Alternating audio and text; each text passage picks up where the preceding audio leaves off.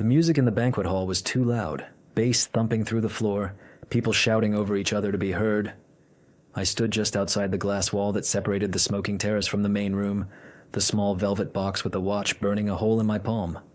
White gold, 38,000 rubles, back engraved, "You are my choice, always." I had rehearsed the moment 100 times in my head. I would walk up behind her, slip it on her wrist while everyone watched, kiss her neck, make her blush the way she used to when we were 25. Instead, I watched her laugh with her mouth wide open, head thrown back, the way she never laughed with me anymore.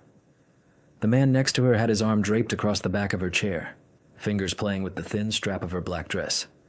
She leaned into him. Every time he spoke, she touched his forearm, nails bright red against his white shirt cuff. 15 years of marriage, 2 apartments, 1 daughter, the dasha we still hadn't finished paying off, and she was touching another man like it was the most natural thing in the world. My name is Alexei Petrovich Morozov, 48 years old, senior process engineer at the Saratov bearing plant. I have never raised my voice at home. I have never missed a mortgage payment. I have never hit anyone in my life. Until tonight, I thought those things made me a good man. She finally saw me. Our eyes locked across 30 meters of drunk colleagues and cheap-colored lights. Her smile froze. The man kept talking, didn't notice. For 1 second, I thought she would stand up, walk over, explain, lie, anything. Instead, she lifted her glass of champagne, turned her shoulder to me, and drank like I was already a ghost. I walked out to the corridor before anyone noticed my hands were shaking. Sat on the bench by the coat check. The velvet box was still in my fist. I opened it, looked at the watch, closed it again. My phone buzzed. Instagram notification. She had posted a story 20 seconds ago. A selfie of the two of them, her cheek pressed to his. Caption, "Best Friday of my life," with 3 heart emojis. I screenshotted it, created a new folder on my phone, named it Punishment. By the time I got home, the folder already had 12 photos and 4 short videos pulled from her stories before she could delete them. I sat at the kitchen table until 4 in the morning, volume low, watching the same clips over and over. Her hand on his chest, his mouth on her ear, her laughing like a girl who had never carried a sick mother to the cardiology ward at 3 in the morning, or sat up with a crying baby so I could sleep 4 hours before the morning shift. At 6:47 a.m., I was already parked outside Hotel Slovakia. I knew the security guy from the plant. He owed me for fixing his Lada last winter 20 minutes and 5,000 rubles. Later, I walked out with a USB stick containing 4 separate mornings of hallway footage. Grigory Ivanovich Volkov, head of strategic development, Moscow branch, leaving room 412 at 7:02, 7:05, 7:01, 7:04. Nadezhda Morozova leaving the same room 12 to 17 minutes later, hair in a messy bun, sunglasses on even though the corridor was dark. Separate elevators, separate lies. Monday morning she came into the kitchen humming, poured coffee for both of us the way she always did, asked in her normal voice, "Lyosha, have you seen the perfume I brought back from Moscow? The little black bottle?" I looked straight at her and said, "I put it away. You'll get it back when you deserve it." She laughed, thought I was joking. I wasn't smiling. That same evening, I sat in the parking lot of her office building and recorded 38 seconds of audio through an open window while she gossiped with Svetka from accounting, Svetka's voice loud and drunk on cheap wine. "Girl, you're straight up hunting Moscow boys now. Careful. That one looks expensive." Laughter. Nadezhda's voice, lower, proud. "Some things are worth the risk." I emailed the file to myself from an anonymous account. Subject line, "Future court evidence." Tuesday. I transferred 430,000 rubles from our joint savings to an account only I could access. Wednesday morning, I opened the door for her as she rushed out to work, perfume choking the hallway, and said, "Have a good day. You look like a woman who's about to be very ashamed." She stopped, mouth half open, but I closed the door before she could answer. Wednesday evening, I waited across the street from her office. She walked out at 2014 holding his hand. His palm was flat against the small of her back, fingers spread wide. Claiming territory, I crossed the street fast. He saw me first. His grip loosened immediately. I stopped 2 meters away and said, quiet enough that only the 3 of us heard, "You have 3 seconds to remove your hand before I break it." He let go, stepped back, raised both palms like he was under arrest. "No problem, man. No problem." Nadezhda went white. I looked at her shoes, her tights, the wedding ring that suddenly looked ridiculous, and said, "Don't come home tonight. You're already a guest in someone else's life." I turned and walked away. Didn't look back. Thursday and Friday I collected. GPS tracker under her car, installed while she was at lunch. Dash cam with cloud upload. Copies of WhatsApp chats from our daughter's old phone she had forgotten was still logged into her accounts. Messages from 2 months back. Grigory. When are you telling him? Nadezhda. Soon. He's just heavy now. Everything with him feels like work. With you, I breathe. I saved everything to an encrypted drive labeled CHOICE. Friday, 1830. I sat in the parking lot again, this time with a private detective I knew from the army days. Quiet guy, glasses, never asks questions. He looked at the live feed from the new dash cam and asked, "Photos only or video too?" "I want her fired," I said. "Publicly." He nodded once. "Then we get both." Saturday morning she came home at 10:42, hungover, eyes red. Found her favorite leather handbag sliced open, contents arranged in a perfect square on the hood of my car. No note. Just the ruined bag and the message that silence was over. She stood there for a long time staring at it. I watched from the balcony, coffee in my hand, and felt absolutely nothing. That night I took leave from work, told them family emergency. They didn't ask questions. I have 20 years of unused vacation days. Every morning started the same. Black coffee, new evidence, new plan. By the following Friday, the entire HR department had received an anonymous email titled, "HR Manager Morozova, Hands That Hunt." Attachments, hotel photos, audio of Svetka laughing, timestamps, license plate numbers. Within 2 hours, the file was forwarded to every floor.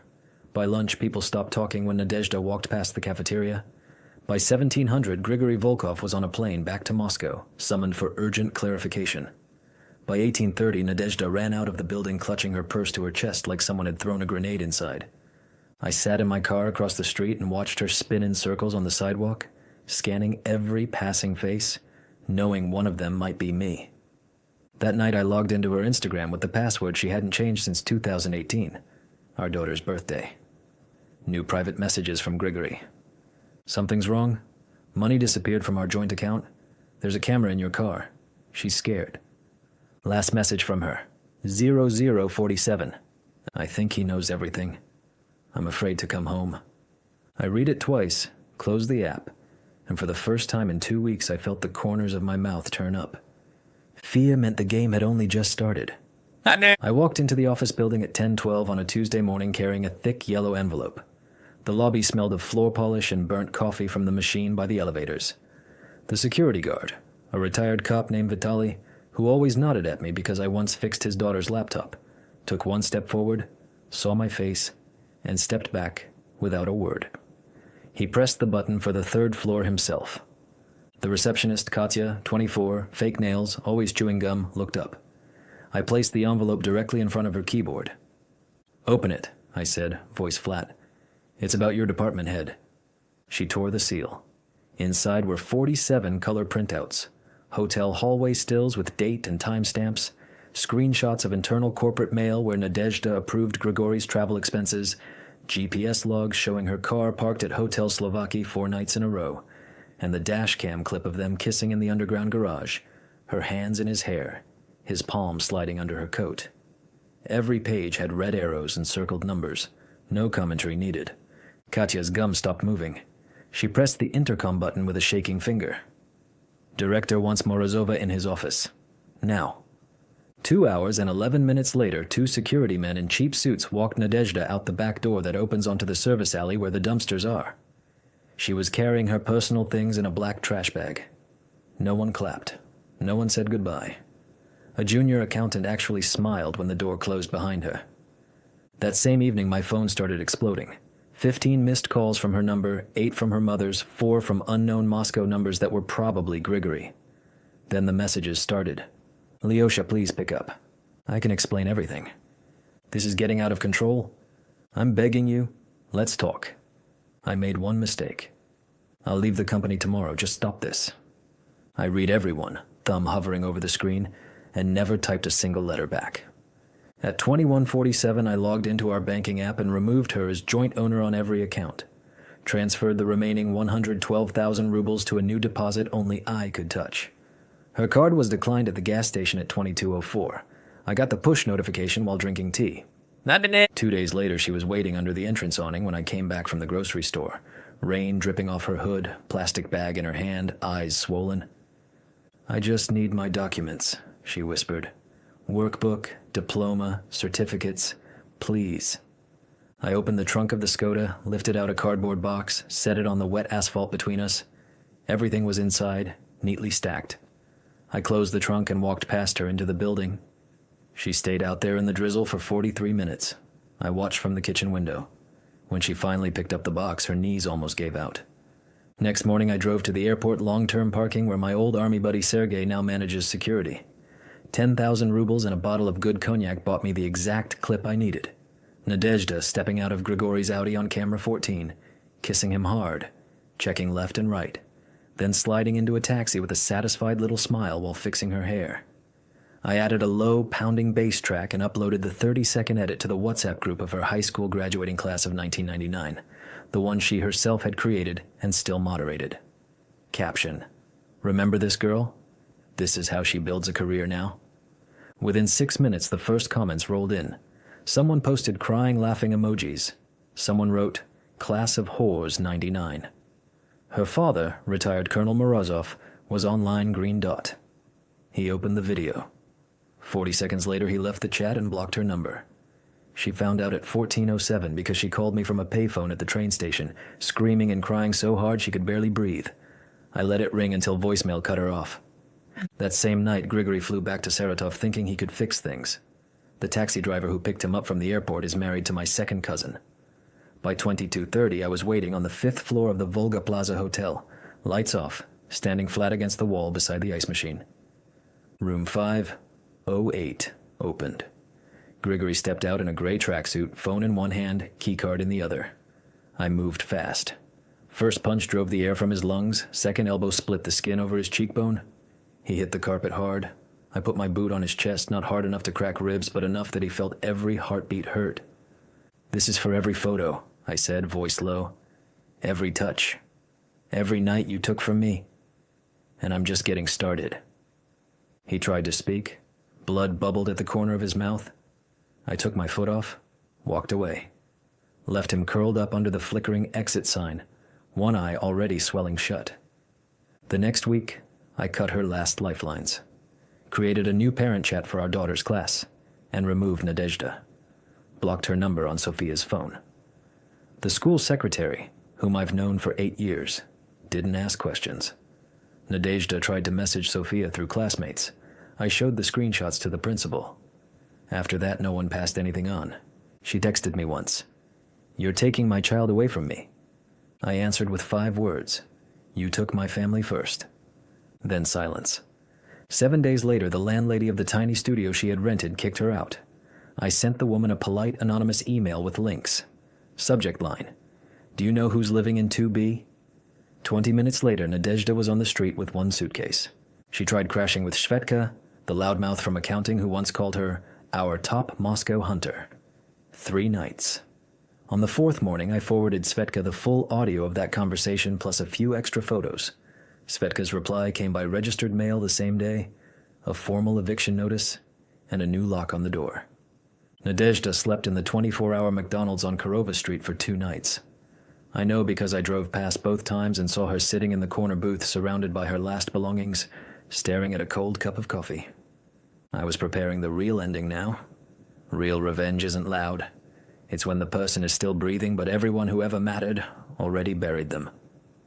Saturday was her mother's 60th birthday. Big venue on the embankment, 80 guests, live music, projector screen for the slideshow of family photos Nadezhda had promised to show up. "With a surprise, Mom, you'll cry from happiness." She still thought she could walk in, hug her mother, and pretend the last month hadn't happened.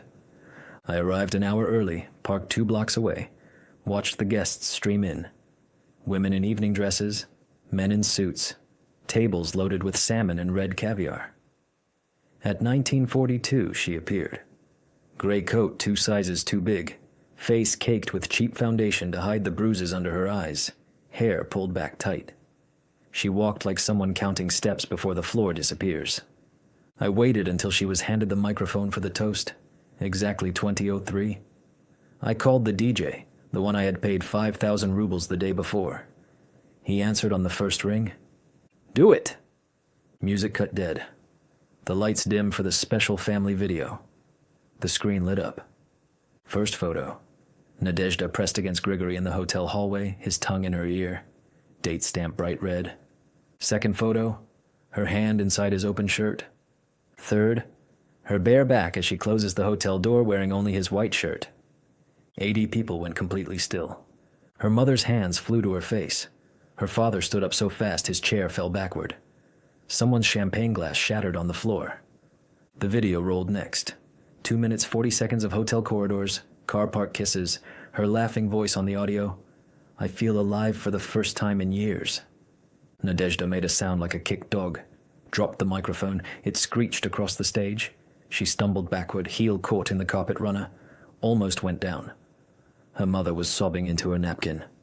Her father just stared at the screen like he didn't recognize the woman in the pictures. Security escorted her out through the kitchen. I slipped away before the dessert course. An hour later, my phone rang.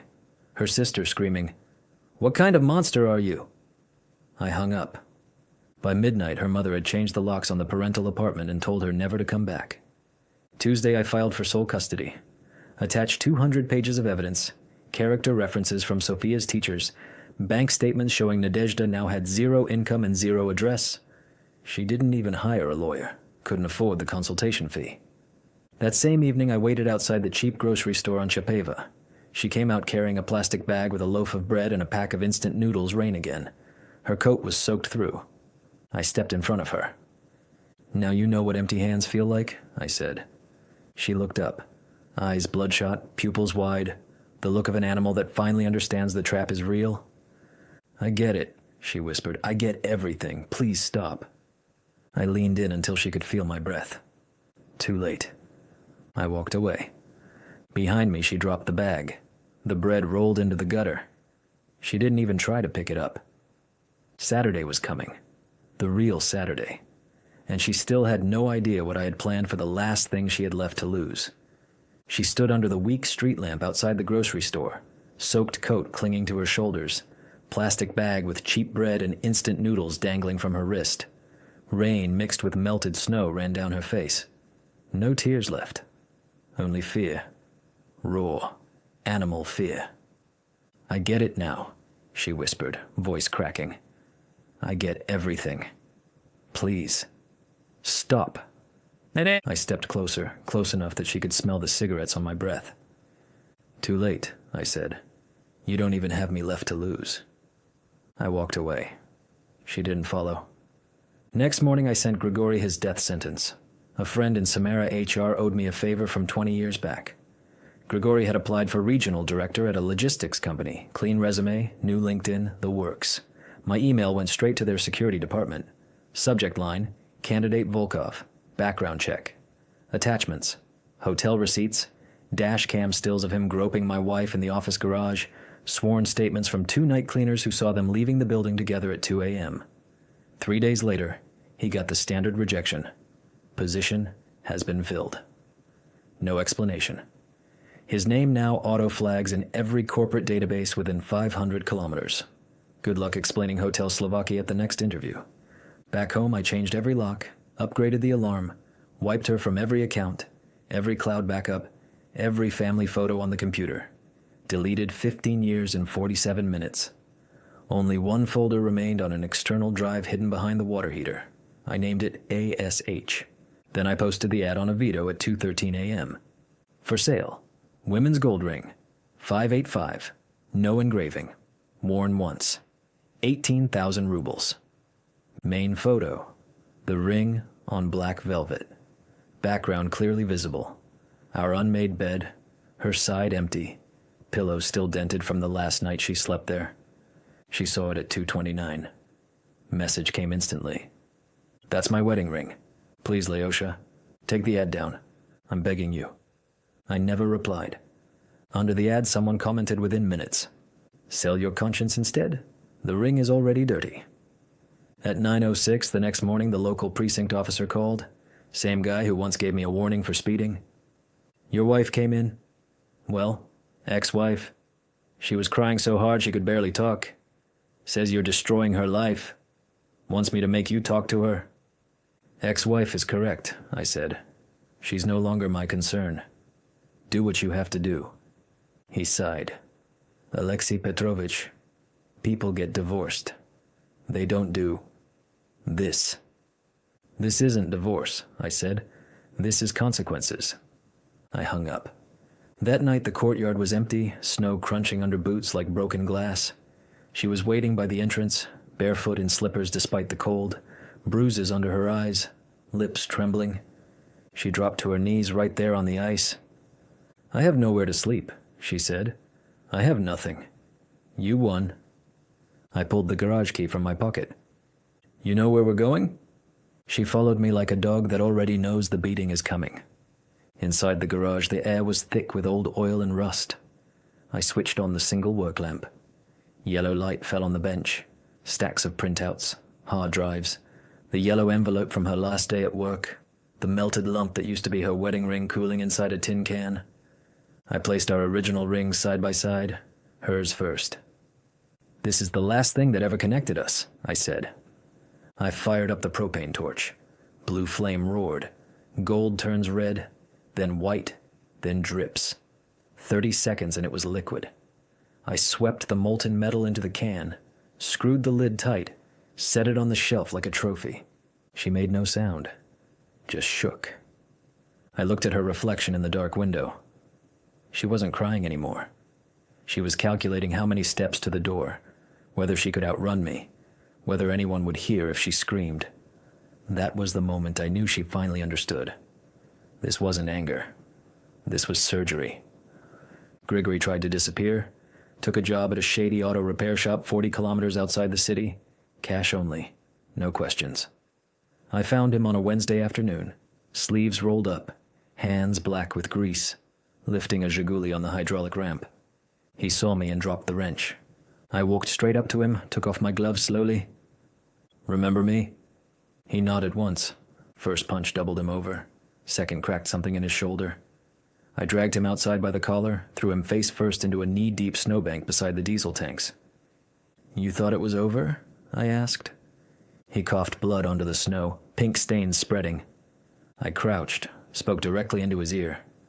Next time I see you breathing the same air as my family, they'll find parts of you in 3 regions. I left him there. No one in the shop moved to help.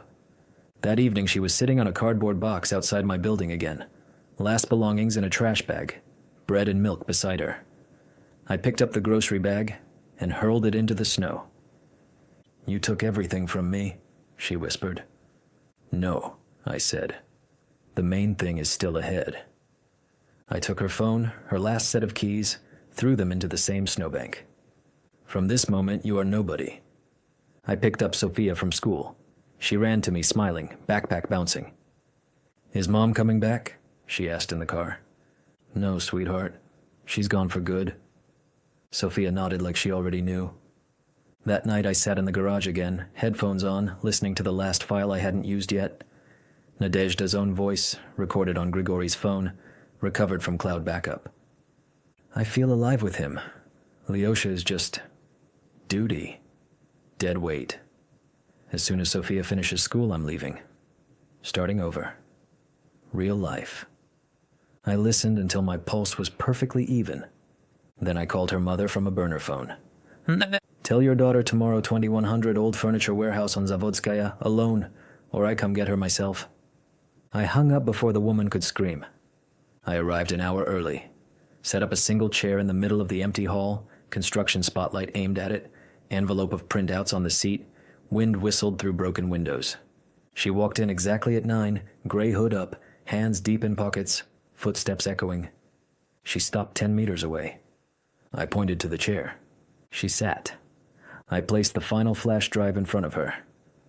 Everything you ever hid. Tomorrow this goes live on every forum from here to Vladivostok. Your name, your face, your voice. You'll be more famous than you ever dreamed." Her hands shook so hard the chair rattled. I took one step closer. "Or you disappear tonight and never come back. Your choice." She signed the custody papers, the property waiver, the confession letter, all of it, pen scratching loud in the empty building.